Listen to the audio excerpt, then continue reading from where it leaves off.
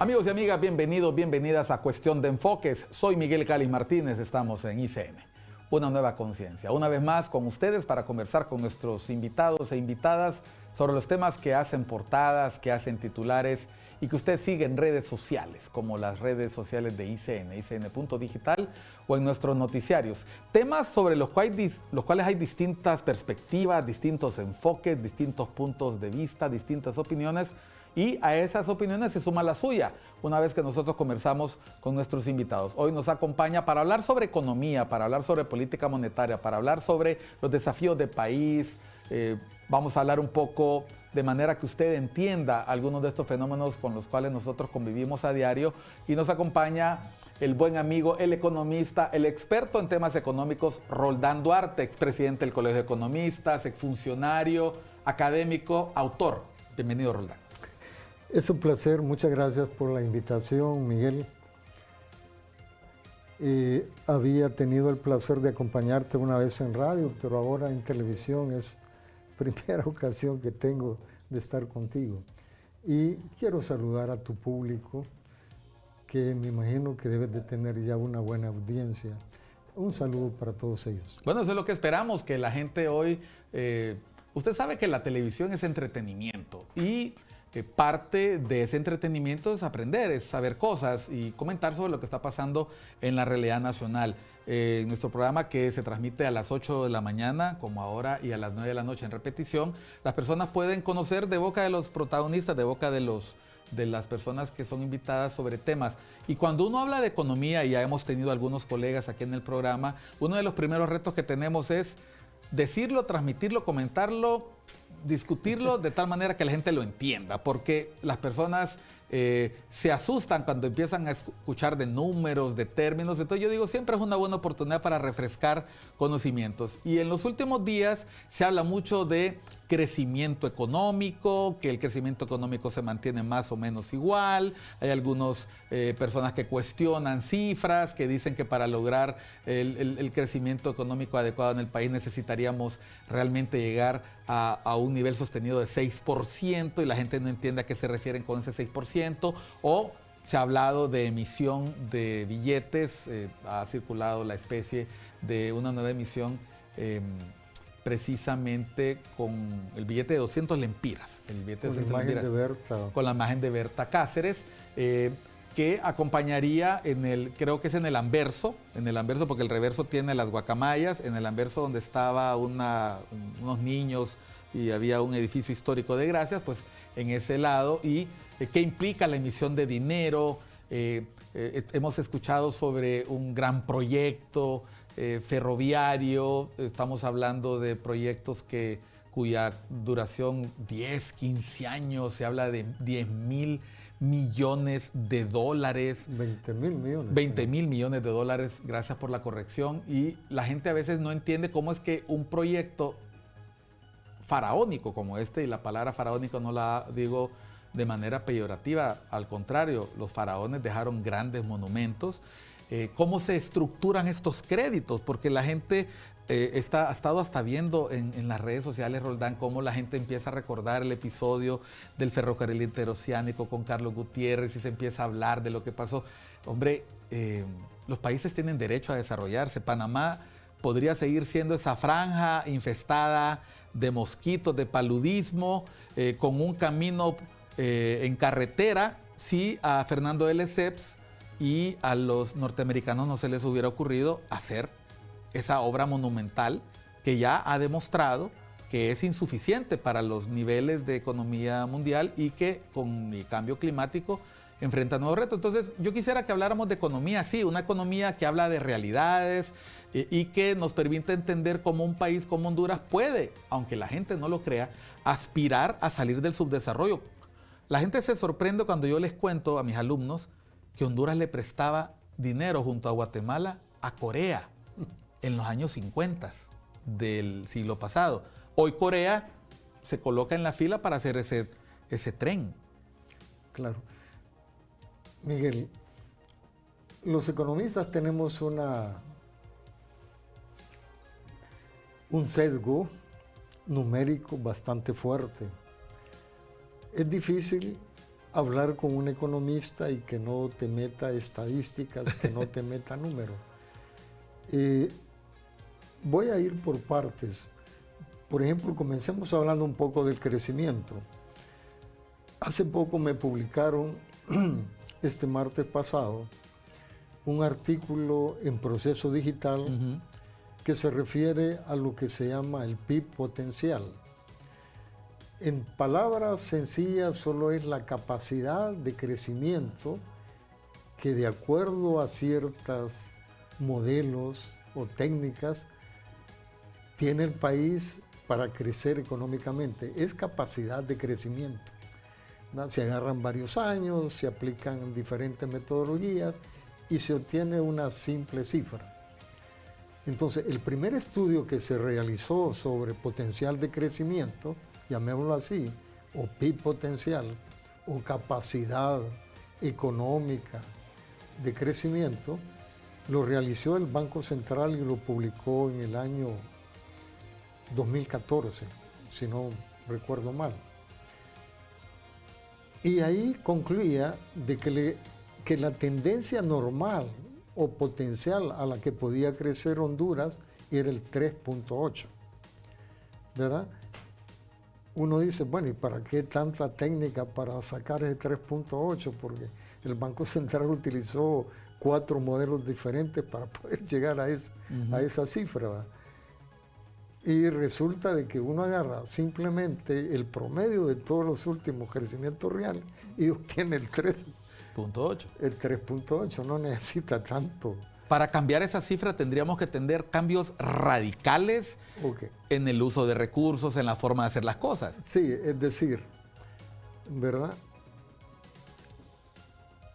Hay cosas como esto.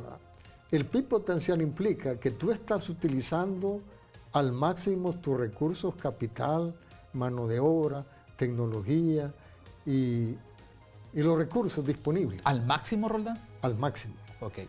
¿Verdad? Significa también, ¿verdad?, que los estás usando, y eso es más difícil, de manera eficiente. Porque tú puedes estar usándolo al máximo, pero de manera poco eficiente. Poco eficiente. Y la otra cosa que está vinculada a ese concepto es de que ese es el porcentaje en el que tú no creas inflación, ¿verdad? No, la economía no se recalienta, se vuelve más caliente. Se recalienta, sí. Como un motor, que lo estás forzando. Exactamente, sino que ese es el trabajo normal, ese punto. Me gusta ese ejemplo, el uso del motor. O sea, un motor, uno puede tener un uso eficiente de un motor, pero si uno lo quiere forzar, lo que puede hacer es que se puede fundir.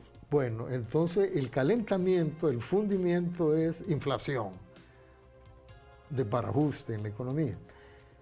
Luego, después del 2014, vino el Consejo Hondureño de la Empresa Privada de los Analistas.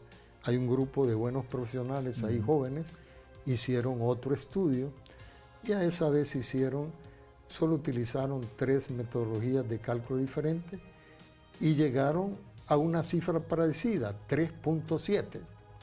Ese es el potencial de crecimiento. En las circunstancias medidas en 2014-2015. Sí.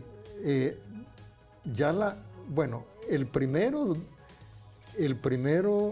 estudio utilizaba cifras del año 2000 al 2010. Ok. ¿Verdad? El segundo estudio utiliza cifras del 2010 al 2019. Es decir, de la segunda década del siglo XXI. Entonces... Antes de la pandemia, por cierto. Sí, antes de la pandemia. Entonces, había caído un poquito la capacidad de crecimiento potencial de la economía. Bueno, pero ahora dejemos eso un poco parqueado y hagámonos la pregunta, ¿es que el país no puede crecer más allá de eso? Pues sí lo ha hecho, ¿verdad? En los años 2003 a 2008, la economía creció en términos reales en promedio un 5.64, ¿verdad? Eso está cerca de ese 6 ideal que todo el mundo dice. Y veamos eso, ¿verdad? Si uno agarra año por año, el primer año, el 2003, y el último año, el 2008, era el 4 punto y algo. Ese es el promedio. No, esos son números ya reales de esos años. Números reales. De esos años. Mientras que los que están en medio son del 6 y algo. O sea, muchos de ellos hasta el 6.5 se llegó. ¿Podemos identificar la causa exacta de ese crecimiento? ¿Tuvo algo que ver con la condonación de la deuda? ¿Tuvo que ver con algunos incentivos para la producción? Tú lo has dicho ahí, ¿verdad? Lo que favoreció terriblemente fue que nos decretaran país altamente endeudado. Altamente endeudado, y que por lo tanto nos beneficiáramos con toda la condonación de deuda. Es decir, ya no había que estar pagándole tanto recurso a nadie. Pero hay un costo. La inflación en esos años, ¿verdad?, en promedio, ¿verdad?, fue de 8.12. Porque el dinero que se utilizaba para pagar deuda se quedó circulando. Así es, ¿verdad? Y eso es el promedio, ¿verdad? Y ahí volvemos ahí a los números ya destacados, ¿verdad? Hubo años en que la inflación llegó al 10.6. O sea, hay una combinación, ¿verdad? El valor más bajo es como 5.9 y el más alto es 10 y algo. Cuando escucho estas cifras, Roldán, de cómo están imbricados cada uno de estos temas, cómo están cada uno vinculados, solo se me viene la imagen este juego que se llama Jenga, ¿no? De que tú mueves un palito y se te cae todo. Y tienes que ser muy cuidadoso para que no se caiga lo demás, pero si lo mueves bien, la estructura se sostiene. Frágil, pero se sostiene. Pero hay un momento en el juego donde la torre se va a caer. O sea, la economía tiene esos detalles. O sea, tú afectas un factor, le metes mucho a ese factor, pero si no tocas los otros y no cuidas los otros, la torre se tambalea y se puede caer. ¿Cómo se ve, para que la gente más o menos lo dimensione? Aquí en el programa nosotros tuvimos una persona que nos dijo, mire qué interesante, los números de transparencia de República Dominicana mejoraron ostensiblemente el valor, y es porque el hecho de que han transparentado las compras ha implicado mayor confianza en los inversionistas, y hay un boom económico en República Dominicana que ha alcanzado tasas de crecimiento de arriba de 5%, 4 o 5%. ¿Cómo se ve un país que está en boom económico, Roldán? Bueno, ¿Cómo lo ve la gente? ¿Cómo lo percibe la gente? Ya que hay que salirse de la economía y hay que irse a la parte institucional. Un país que no tiene respeto por la institucionalidad, un país donde no se respeta las leyes de propiedad, un país donde hay incertidumbre en el manejo de las cosas, donde hay corrupción, donde hay inseguridad jurídica, simplemente no atrae inversión. Ahorita el país está siendo castigado precisamente por todas las dificultades que hay a nivel de incertidumbre económica. Hay alrededor de 40.000 manzanas de tierra invadidas, ¿verdad? Y no son tierras ociosas, sino que son generalmente de palma africana y otro. O sea, tierras que están produciendo, en las que hay inversión y hay pérdida. En la que prácticamente quienes las ocupan se están lucrando de manera ilegal de lo que del esfuerzo que realizaron otros, ¿verdad?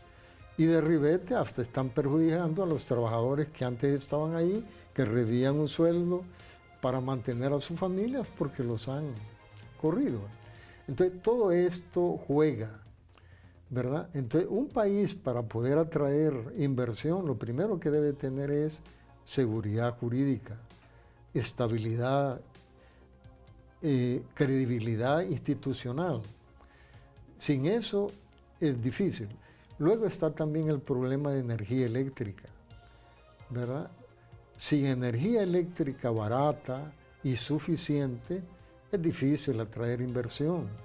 Luego está también el problema de la infraestructura, ¿verdad? Sin buenas carreteras que comuniquen los centros de producción con los puertos y aeropuertos, es difícil atraer inversión. Y hay otra serie de factores, es decir, muchos tienen razón al decir de que no solo se atraen inversiones a través de exoneraciones o de exenciones fiscales. Incentivos le llaman los... Incentivos fiscales, digámoslo, o incentivos en general, eso es cierto. Pero lo que pasa es que en la cuestión de incentivos hay un montón de cosas que van, ¿verdad? Por ejemplo, está la burocracia, tramitología. Obsesiva, burocrática, odiosa y que vuelve lento todo. Caracol. Así es, ¿verdad? Entonces, mientras en otro lado, en 40 días, en 20 días se puede montar un negocio, acá eso tarda meses, ¿verdad? Y si te metes a pedir un permiso ambiental para algo, entonces la cosa ya... Bueno, ahora los están negando todo, ¿verdad? Ahora simplemente se te niega o te puede llevar años, ¿verdad? A menos de que sea el propio gobierno, como en las Islas del Cisne, que van a hacer algo y no necesitan estudios ambientales. Pero no va tan rápido. Roldán, vamos a aprovechar para hacer una pausa porque yo le hice una pregunta provocadora a Roldán Duarte, al profesor Roldán Duarte. Le pregunté cómo se ve un país que está en crecimiento económico y él como buen profesor, utilizó el método del contraste, ¿verdad? Me habló de cómo se ve un país que no está en crecimiento económico. Vamos a volver después de unos mensajes a Cuestión de Enfoques. Estamos hoy con el profesor Roldán Duarte, expresidente del Colegio de Economistas, académico, autor, un reconocido economista del país. Estamos hablando sobre la economía. Hemos empezado a hablar de crecimiento económico. Creo que usted ya está empezando a sentir por dónde va el programa. Queremos ver si lo que se dice allá corresponde con lo que los economistas piensan y anotan. Porque sin estadísticas, sin números, es puro cuento. Ya volvemos. Estamos en ICN.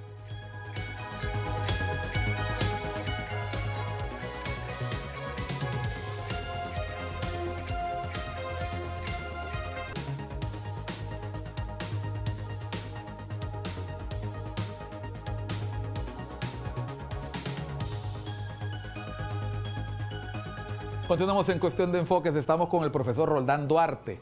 Me gusta utilizar esa figura profesor, porque de hecho el economista, el licenciado en Economía y máster Roldán Duarte tiene una larga carrera, no solo como funcionario público, sino también como académico. Y usted lo notó en el primer segmento, él está explicando temas de actualidad, pero de tal manera que usted lo entienda.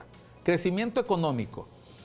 Pregunté, ¿cómo se ve un país que está creciendo económicamente? Y Roldán lo que hizo fue, el profesor Roldán fue decir, mejor hablemos de cómo se ve un país que no crece o que no crece en las cotas. Es que cuando yo veo esas cifras, Roldán, de Panamá, veo las cifras de otros países, cuando uno visita, ha tenido la oportunidad de ver países donde la economía es boyante, efectivamente uno nota que el comercio es ágil, son lugares seguros para circular, el tipo de cambio no fluctúa demasiado. Incluso las portadas de los diarios están concentrados en otras cosas. Discusiones políticas que nosotros ni aspiramos aquí, están preocupados porque los campesinos se quejan del subsidio, pero no se quejan de la pensión, que te la quitan o te la mueven o que le quitan un punto. Están reclamando más días de descanso, que la jornada laboral sea de 36 horas. Y aquí nos cuesta que se cumpla el Código del Trabajo, nos cuesta que se cumplan las leyes de tránsito, el salario mínimo. Aquí ponemos como una gran noticia que se aprobó un salario mínimo por 3 años, ¿verdad? Y que solo beneficia a una pequeña parte del empresariado. O sea, los empresarios no suelen pagar el salario mínimo, ¿verdad? Apenas un 25% paga ese salario mínimo. Gracias por esa acotación, Roldán, porque si la gente está pensando, que él viene a hablar en favor del sector privado, ahorita le quedó a usted claro que no. O sea, él también dejó ir su chinita ahí, tampoco el sector privado cumple lo que pregona a veces. Sí, en el país, el principal problema que tenemos es el problema de empleo. ahí es donde la mula bota a Genaro, ¿verdad? Cada vez ingresan, digamos así, a la población económicamente activa, es decir, a los necesitados de trabajo, alrededor de 150.000, 180.000 personas. Personas que cumplen 16 años, ojo, Así.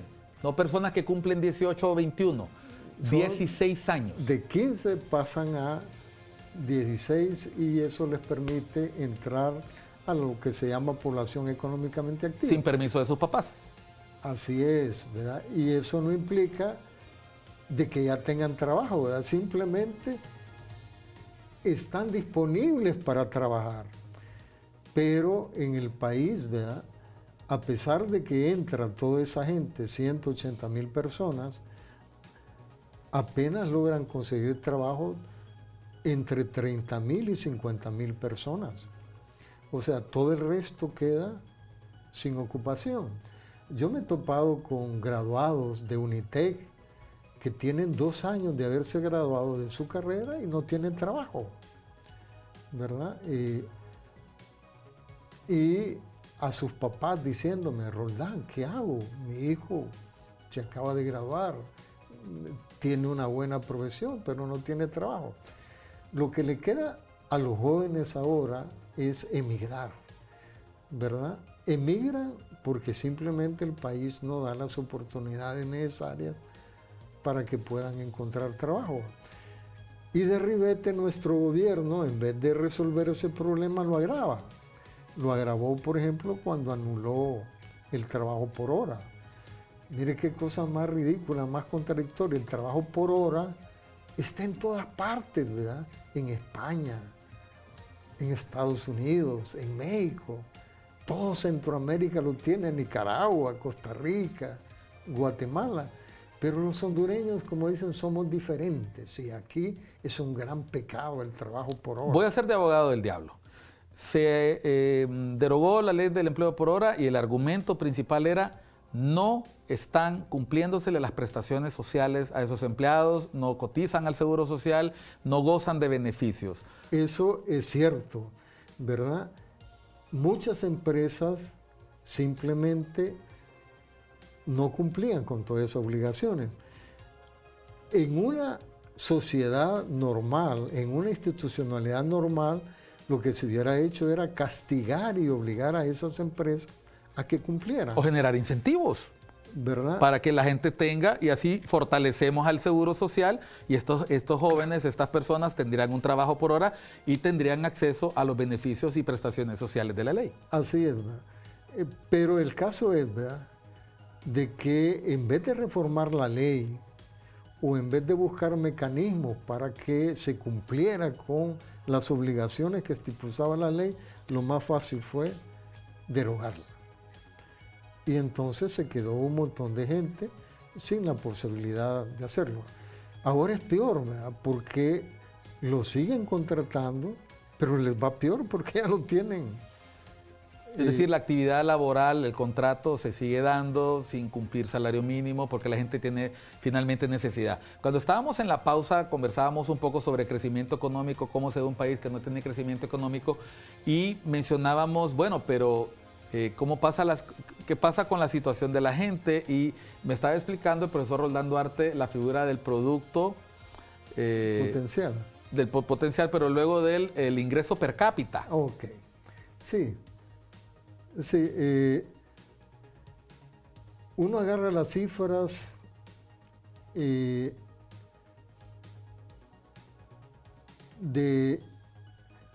bueno, el Banco Mundial tiene lo que se llama datos abiertos. Uh-huh. Entonces, uno ahí puede encontrar en esos datos abiertos del Banco Mundial una inmensidad de indicadores. Es esta página, Index Data se llama, ¿no? Así es. Le podemos pedir a la producción en un rato que muestre esa página, los datos de Index Data del Banco Mundial de Honduras. Entonces ahí uno va a encontrar cuestiones como esta. Va a encontrar lo que se llama ingreso nacional bruto, ¿verdad?, el monto, el valor total. Pero lo más significativo es el ingreso nacional bruto per cápita ¿verdad? Que es ya un concepto donde entra, además del producto, entra la población. Pero hay todavía más, ¿verdad? Porque para meter el efecto de la moneda se habla de paridad de poder adquisitivo, PPA, paridad de poder adquisitivo, ¿verdad? Ese es otro pequeño enredo económico que se hace para volver las cifras compatibles entre países, ¿verdad? Yo no puedo comparar las cifras directamente de Honduras con las de Costa Rica, ¿verdad? Pero si he hecho la corrección y he metido lo que se llama eso de paridad de poder adquisitivo, entonces sí puedo hacer las comparaciones. Y normalmente lo que se hace es agarrar el dólar, fijar un año y a partir de ese año hacer todas las transformaciones. Entonces, todas esas cifras uno las puede encontrar en la base de datos del Banco Mundial. Y ahí uno puede comprobar, ¿verdad?, de que cuando pasamos, ¿verdad?, de crecimiento de 3%, 8% o 3.8%, lo que sea, y lo pasamos a ingresos per cápita, entonces la cuestión se deteriora totalmente.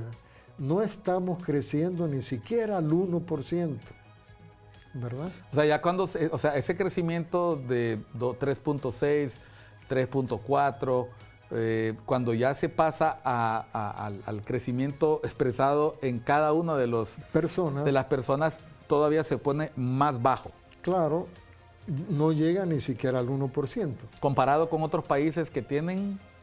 Y hay una fórmula interesante que yo se las enseño siempre a mis estudiantes y es sencilla, es la fórmula del 70, se llama.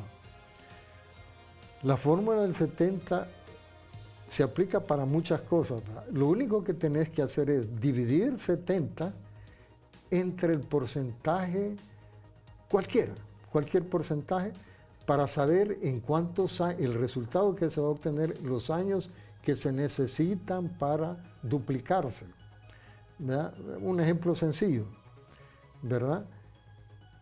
Si yo 70 lo divido por 10%, entonces 70 entre 10 es 7, ¿verdad? Uh-huh. Eso significa que se va a multiplicar en 7 años.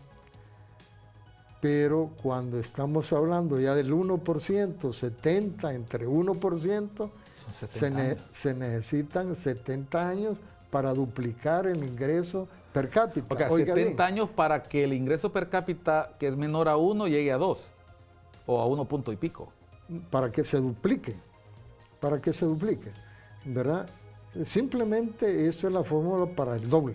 Uh-huh. Ajá, pero si estamos hablando de menos del 1%, entonces mucho de lógica más tiempo. Es que se trata de 80, 90, 110 años, dependiendo del porcentaje eso. Entonces, nosotros para poder duplicar el ingreso per cápita necesitamos como mínimo 70 años. Como mínimo, digo, y 70 años estamos hablando del 1%. O sea, y eso significaría, si eso es así para el 1%, lo mismo para el 3%. 70 entre 3, ¿cuánto sería? Aproximadamente 30 y tantos años. Sí, eso es. Como digo, la operación es simple, es sencilla, y los estudiantes lo pueden hacer, ¿verdad? Y se utiliza para un montón de cosas. ¿Cuánto voy a necesitar yo para que se me duplique mi dinero en un banco? ¿Verdad?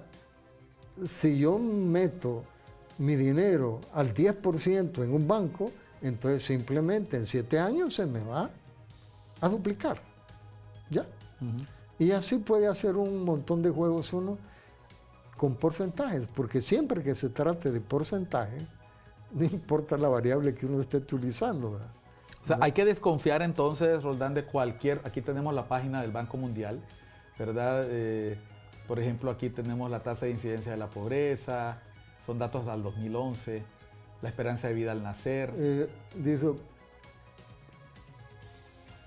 si sigue bajando, tú vas a ver, ¿verdad?, que vas a llegar a una sección de cosas económicas. Ahí está el indicador. Ya.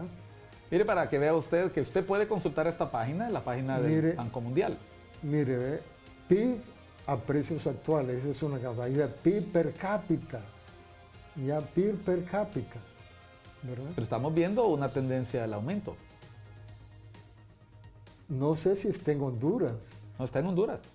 Okay. ¿Está en Honduras?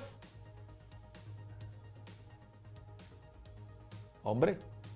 Ok. Bajemos. Bajemos.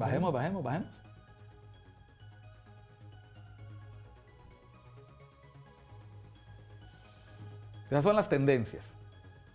Sostenida desde el 2000, el PIB a precios actuales va en aumento. El PIB per cápita a precios actuales, 3.040.2. Se ve un bajoncito ahí en el 2020, pero vuelve a subir en el 2023. Sí. Ahora, ahí, el PIB anual esa caída es la de la pandemia, ¿no?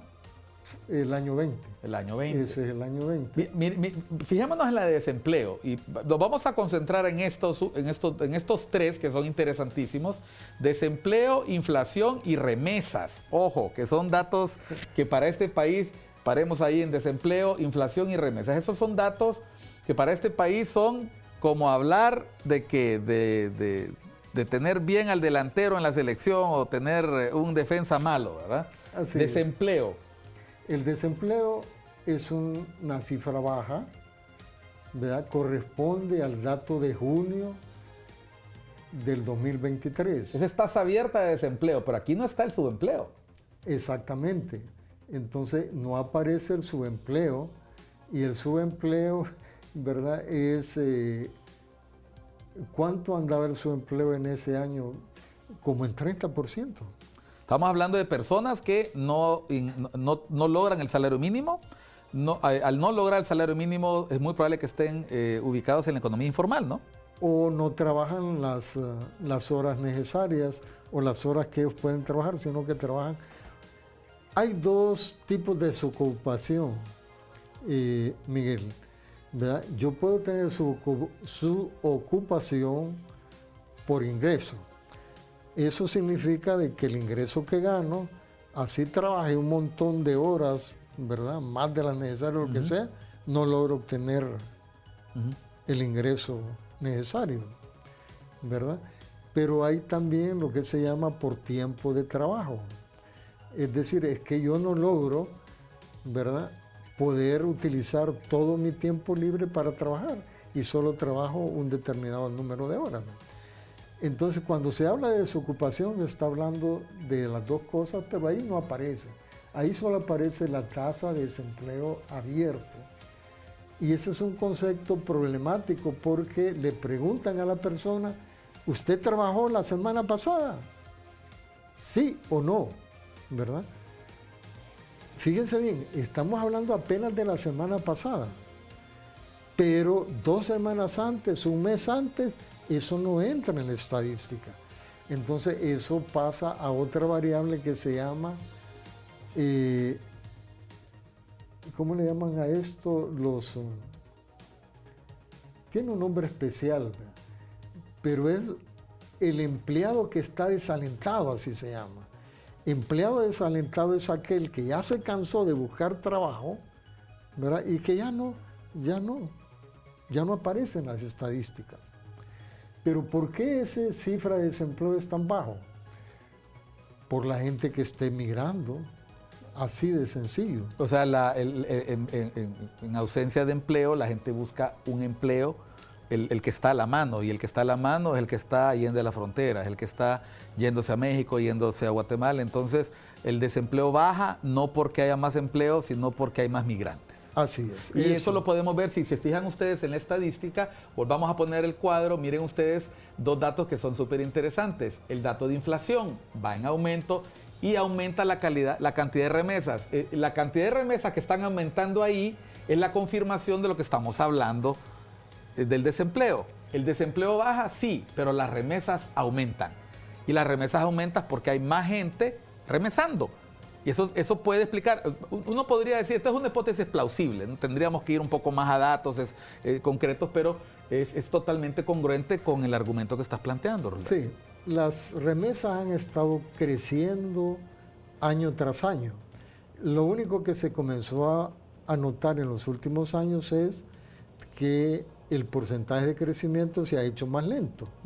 Siguen creciendo, pero ya no al 10, al 12%, sino que ya, por ejemplo, ya solo estamos creciendo al 5%. Que se parece a la pendiente de esa curva, por cierto, ¿verdad? Así cuando es. uno lo ve, la curva es más o menos... Mira la primera parte, ¿verdad? La primera parte de remesa, la que está cerca del origen, ahí. En el 2000. No, la otra. Mira que esa curva, esa recta parada que está ahí. Ajá, la pendiente. Entonces ahí se crecía mucho. Al otro lado, producción, es acercándose ahí donde empieza, no, hacia el otro lado, hacia la derecha, empieza? donde empieza la pendiente, por ahí, 2016. Miren cómo va y vayan avanzando de a poquitos y van a ir viendo cómo se modifica y va aumentando. O sea, por eso se ve para arriba la curva, porque va aumentando la cantidad de remesas. Pero el crecimiento año con año es de apenas 1%. Significa que la cantidad es mayor también. Es 23.5 en el 2020. aquí Ahí hay un pico importante por la pandemia, ¿verdad? Se crece como 4 o 5 puntos en porcentaje en remesas. Y aquí lo interesante de estos datos es que fíjese usted la inflación, como me comentaba hace un rato el profesor Duarte. La inflación está en aumento. No. Perdón. Recuerde que ahí está el dato del 22. Exacto. Recuerden de que ahí el último dato que aparece es el dato del 22, es decir, el de la última. Hasta la medición de finales del año pasado. Así es, no, del año anterior, 22. Exactamente, 2022, 9.1. Sí, 9.1. El año 22, ¿verdad? La inflación cerró en 9.8. Pero el 23 bajó a 6. El 23 bajó a 5.13. A 5.13. Y ahorita, a febrero de este año, ya bajó a 4.5. Un economista diría que si el número va para abajo. Que el poder adquisitivo de la gente está mejorando. Ok. Lo que pasa es de que eso es el índice general. Pero cuando ya uno agarra por sectores, por ejemplo el de alimentos, ¿verdad? Ya la cosa cambia. Ya ahí no hay crecimiento del 5.13, sino que hay crecimientos mucho más grandes, ¿no? Y en estadísticas las cosas cambian conforme uno los ve. Por ejemplo, si uno agarra la inflación del promedio de los últimos 12 meses, entonces la inflación del año 23 no es 5.13, sino que se eleva a 6.6, para decirte algo. ¿Eso cómo lo siente la gente en la calle? Antes de irnos a la pausa. Va al supermercado, va al mercado, va a la pulpería, va con 200 lempiras y se lleva menos huevos, menos harina, menos azúcar. Esa es la inflación. Eso es inflación, ¿verdad? Poder adquisitivo es de que yo ya no puedo comprar con el dinero que antes llevaba al mercado la misma cantidad de bienes. Compro menos carne, compro menos huevos, compro menos verduras. O hago la otra cosa. En vez de comprarme un buen tasajo de carne, me paso a comprar menudos, ¿verdad? A cambio, a productos más baratos. A productos más baratos, ¿verdad? En vez de comprarme el pollo, ahora lo que como son patas de pollo. Ahorita Roldán, estoy exagerando. Roldán, tienes pensando a la gente que está viendo el programa, bueno, eso es lo que me ha estado pasando recientemente. El año pasado era sopa de olla, sopa de carne y ahora es sopa de menudo, ¿verdad? Antes le metía papa, pataste, le metía ayote y ahora... Solo yuca. Solo yuca. Y así, lo que quiero hablar en el siguiente segmento es cómo estos números se trasladan a la percepción, porque economistas, sector privado, trabajadores, gobierno, dicen, estamos logrando esto, pero luego la población, el televidente dice, pero yo no veo crecimiento.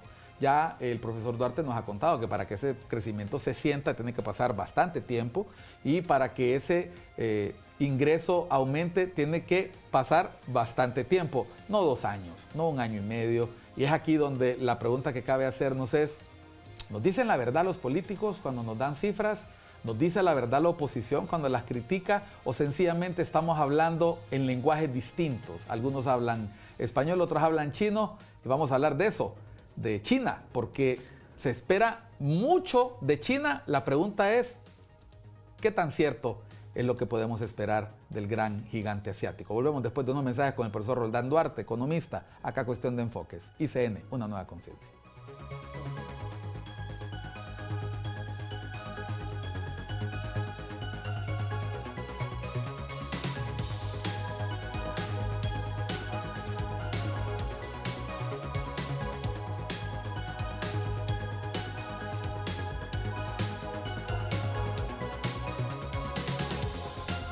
Estamos en Cuestión de Enfoques, hoy con el profesor Roldán Duarte. Estamos hablando de economía, pero de tal manera que usted no apague el televisor y se cambie para otro lado. Estamos tratando de explicar algunos fenómenos económicos, pero hablando de la realidad de Honduras, del día a día, los precios que aumentan, eso es la inflación en su bolsa, la percepción de si hay crecimiento. Tomará mucho tiempo para lograr esas cifras que presumen los gobiernos, o que anuncian los gobiernos, o que critica la oposición. Roldán, hablamos siempre en Honduras de problemas estructurales y problemas de corto plazo. Hay algunos problemas estructurales que nos lastran el desarrollo, nos lastran el crecimiento económico. La desigualdad, la pobreza, un recurso humano que no está capacitado y que va a tomar tiempo lograr, el estado complicado de nuestra economía, el espacio que tenemos, un país que se reconstruye cada 20 años porque siempre hay una catástrofe. Pareciera como que el país está puesto en una posición que nos haría totalmente inviables. Últimamente ha tomado mucho auge esta discusión, para mi gusto, una discusión en la que ni siquiera habría que discutir, porque se trata de una exposición que puede tener factores a favor o en contra, que es retomar el proyecto muchas veces fallido de un paso interoceánico en Honduras. Nosotros tenemos un canal seco, de hecho en algún momento en los años 60, 70 se abandona la idea de unir los dos mares y nos echamos un tronco de carretera desde Puerto Cortés hasta el Pacífico. Y recientemente, en los últimos 15, 20 años, hemos visto que se hizo de 2 carriles, tenemos el canal seco, etc. Ese es nuestro paso interoceánico, ese es el que se decidió en política pública hace 50 años, ese es el que se le ha metido dinero, en ese se ha invertido. El puerto de Puerto Cortés, Enecán o no, lo que se pudiera o no hacer en Amapala, ese ha sido nuestro canal seco. Además, se le llama canal seco para competir contra Panamá. Panamá adquirió la soberanía del canal en el 2000, lo amplió recientemente, pero el cambio climático les está jugando una mala pasada porque el canal es de agua dulce, ¿verdad? Y así como en algún momento Costa Rica hace muchos años tuvo serios problemas con su matriz energética, porque la gran mayoría de la matriz energética costarricense está basada en la hidroeléctrica, al no llover, pues tuvieron crisis energética, tuvieron que comprar otro tipo de energía. Pues los panameños ahorita han tenido que ver cómo se ha prácticamente en momentos paralizado el tránsito de buques con contenedores. México está con el Tren Maya y con un tren por el istmo de Tehuantepec. En algún momento se habló de un proyecto de nuevo canal interoceánico en Nicaragua con inversionistas chinos, eso no se ha vuelto a mencionar. Sabemos que Costa Rica tiene un interesante proyecto de unir los dos océanos con un tren, ¿verdad? Tienen un puerto, el puerto de Moín en el caso del Caribe, y hay ahí por ahí un proyecto interesante de tren. Honduras vuelve con su tren, el tren que no se pudo terminar. Sí, Miguel. Creo que como papel matamoscas para atraer gente, el proyecto está bien. ¿verdad? Es decir, porque crea la ilusión en la gente, vuelve a despertar ese sentimiento bueno de que aquí las cosas podrían mejorar si ese proyecto se llegara a concretar, ¿no?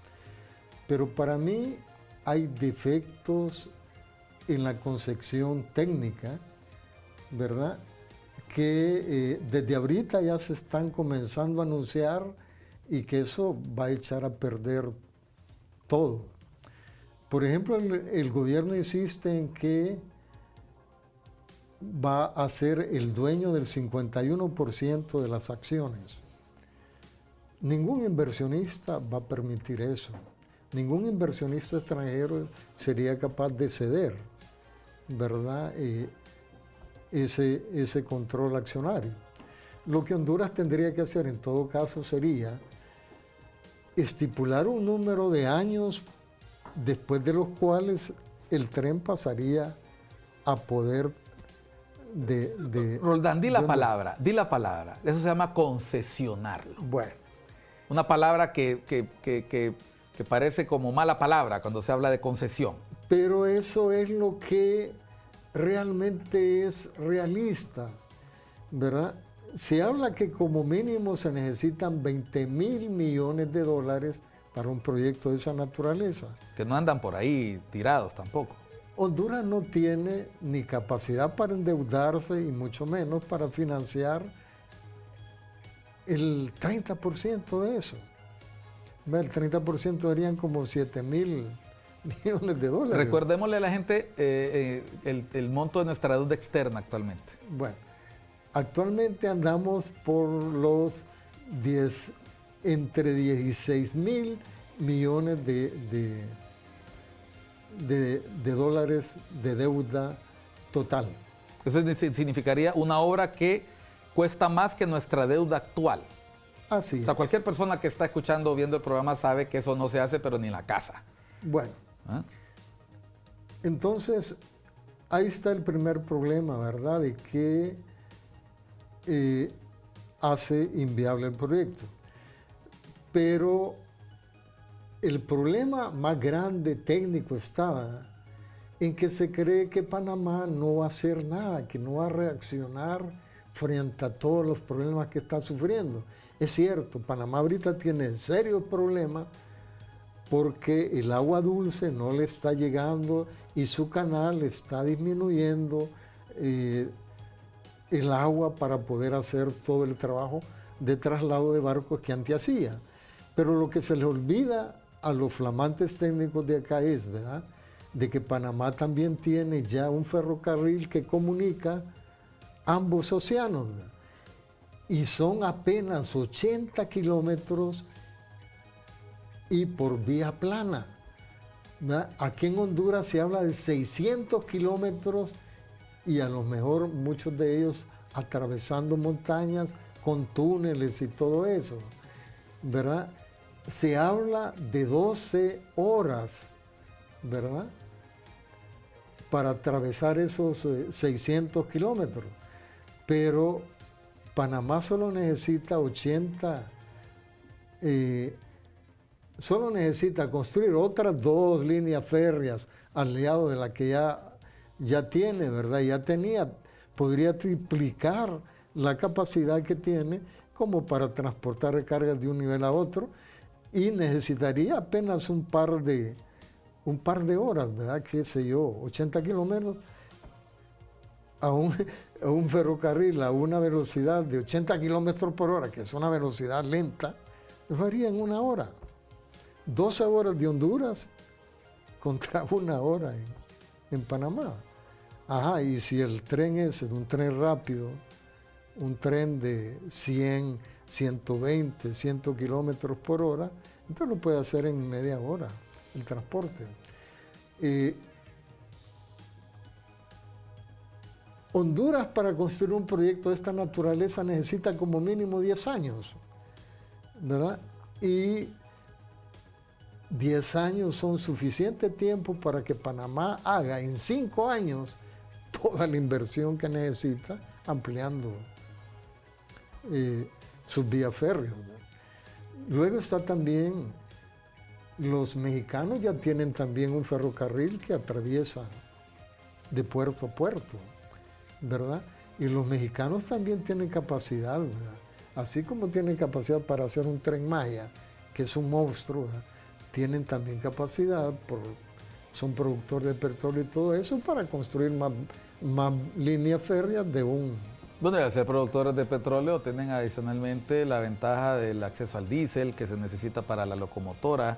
En el caso nuestro tendríamos que dotarlo de energía eléctrica, lo más probable, y eso significa, en un país que tiene un déficit de producción de energía eléctrica, crear fuentes... Un problema serio, ¿verdad? Es decir, moverlo a través de combustible es muy caro, ¿verdad? Tienes que mover tú, ¿verdad? La mayor parte de las locomotoras en Estados Unidos son de diésel, pero bueno, precisamente por el acceso de este país a esa fuente de combustible fósil. ¿verdad? Pero al no tener eso, tendría que pensarse en un tren eléctrico, ¿verdad? ¿Y cómo se daría eso? Bueno, claro que hay soluciones técnicas, ¿verdad? Está un tren movido por fuerza atómica, un motor atómico, pero eso es imposible para países de esta naturaleza. De todas maneras, ¿verdad? La cantidad de la inversión es tan grande, ¿verdad?, que depende mucho de los países extranjeros que estratégicamente estarían interesados en poner todo ese capital y poderse meter a invertir, ¿verdad? Hace un rato en el primer segmento ya hablaba de China, como el cambio de relaciones entre Taiwán, de Honduras con Taiwán y ahora con China continental, abre la posibilidad de nuevas inversiones, nuevos intereses estratégicos. ¿Podría ser el tren uno de ellos, escuchando todos estos? Yo digo que no, yo digo que no por una simple razón. China ya es dueño de algunos puertos allá en Panamá. Entonces, repito, ¿verdad?, para China es mucho más fácil invertir en Panamá, en esas vías de trenes. O sea, tú lo que estás diciendo que aquí lo que impera es una lógica financiera, una lógica de ahorro, o sea, donde me sea más barato esa inversión es donde yo voy a meter mi plata. Y en menos tiempo. No solo más barato, sino que en menos tiempo puedo tener un resultado. Porque si yo voy a construir en 10 o 15 años un ferrocarril, pero lo puedo tener en 5 años, entonces, ¿no?,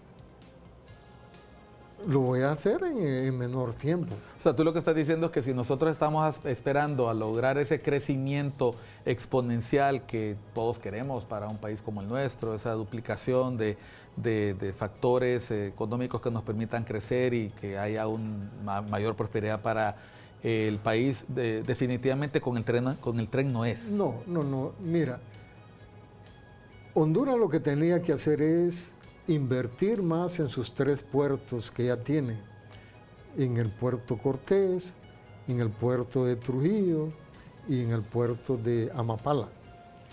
Tiene que mejorar y ampliar esos puertos. ¿Qué es la otra cosa que tiene que hacer paralelamente? ¿Verdad? Está pendiente construir una comunicación entre Trujillo y Puerto Cortés, es lo que llaman el canal turístico, ¿verdad?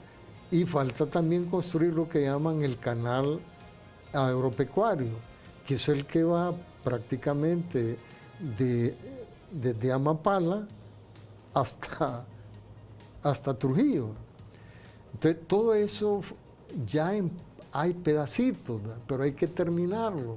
Y ahí es donde se debería de concentrar el país, el esfuerzo de inversión, ¿verdad? Para eso sí hay capacidad y se puede hacer, ¿verdad?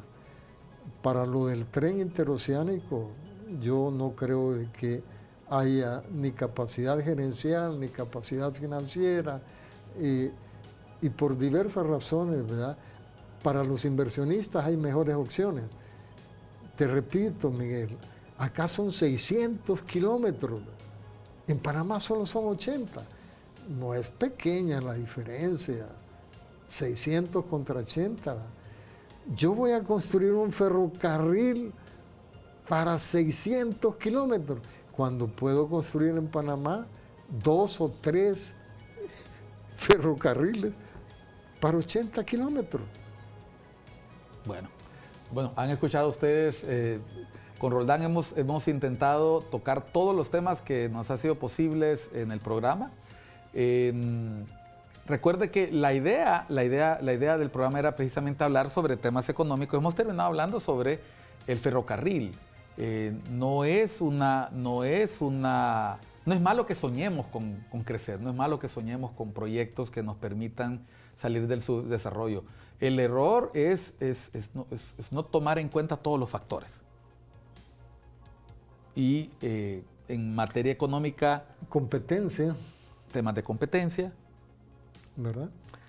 Tema financiero, tema de costos, ¿verdad? Claro que Honduras tiene ventajas en eso, ¿verdad? Y la profundidad de sus puertos, ¿verdad? Pero eso no basta.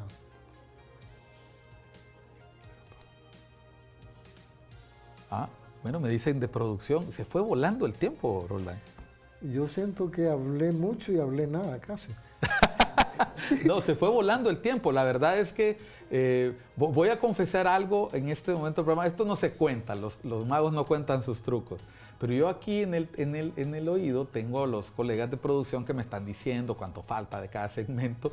Y según yo me hacía falta media hora de programa. Se me fue volando el tiempo, Roldán. Gracias por tu participación. La verdad es que espero que a usted le haya servido para poder entender que cuando nosotros hablamos, o nuestras autoridades, nuestra oposición habla de desempleo, que las cifras, que si las cifras son creíbles, que si no son creíbles, que si la inflación, estamos hablando de temas que se pueden comprobar con números.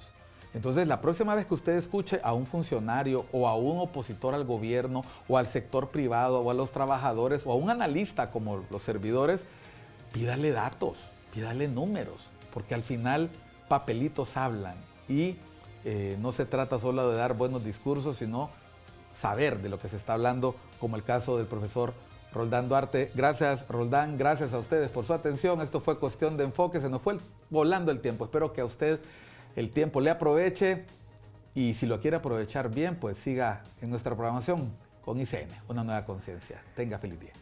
Ay, Miguel.